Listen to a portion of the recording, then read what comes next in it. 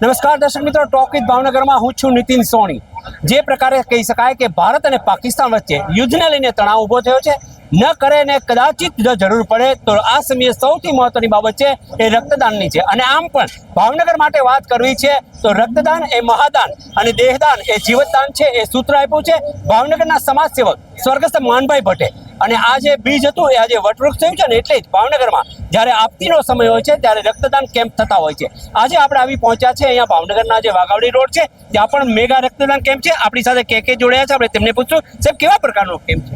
આ કેમ્પનો ખાસ ઉદ્દેશ તો જે આતંકવાદી હુમલો થયો હતો પહેલગામમાં, એ શહીદોને શ્રદ્ધાંજલિ આપવાના ભાગરૂપે તેમજ હાલમાં જે પરિસ્થિતિ ભારત પાકિસ્તાન વચ્ચે તણાવ ચાલી રહ્યો છે તેના યુદ્ધને લઈ અને ભવિષ્યમાં ભારતીય આર્મ ફોર્સ જવાનોને બ્લડની જરૂરિયાત ઊભી થઈ શકે એમ છે, તેમજ ભાવનગરના નાગરિકો, દેશના નાગરિકોને પણ બ્લડની જરૂરિયાત ઊભી થઈ શકે તે હેતુને ધ્યાનમાં લઈને ભાવનગર હોટલ એસોસિએશન તેમજ રોટરી ક્લબ ઓફ રોયલ બંનેના સંયુક્ત ક્રમે અમે ભાવનગર મહા બ્લડ ડોનેશન કેમ્પનું આયોજન કરેલ છે અને જેમાં ભાવનગરની પબ્લિકે ખૂબ જ બહોળો પ્રતિસાદ આપેલ છે અને હજી આપ જોઈ શકો છો કે કન્ટિન્યુ પબ્લિકનું અવરજવર શરૂ જ છે।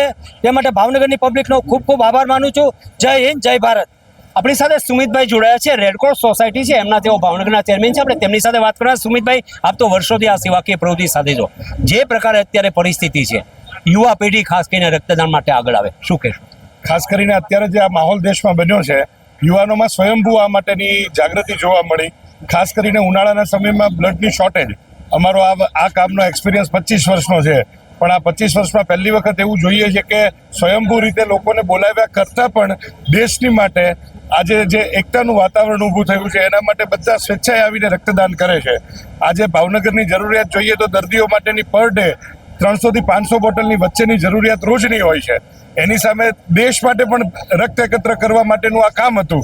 રોટરી ક્લબ રોયલ અને હોટલ એસોસિએશન તરફથી ખૂબ જ સક્રિય રીતે આ આયોજન રાખ્યું એમણે, જેના કારણે આજે ભાવનગરમાં ઘણી જાગૃતિ છે। એ ઉપરાંતના બી આજે નાના મોટા 10 કેમ્પો ભાવનગરની અંદર છે, એટલે એપ્રોક્સિમેટ એમ ગણીશ કે ભાવનગરમાં એક દિવસમાં આજે 3000 ઉપર કલેક્શન એ બ્લડનું રેકર્ડ બ્રેક હશે।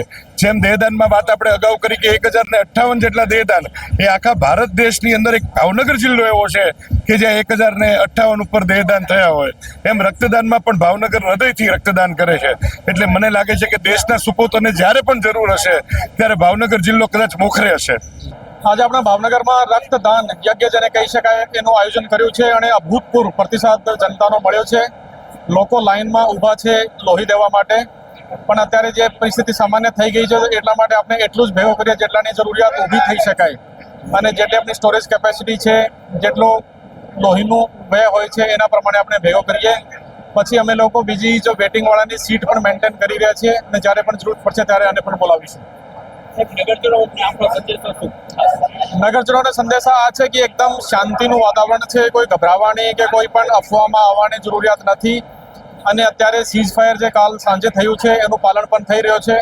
અમુક જગ્યાએ નાની મોટી ઘટના થઈ પણ છે, પણ એના તરફ ધ્યાન આપવાની જરૂરિયાત નથી। અત્યારે સંપૂર્ણ શાંતિ છે।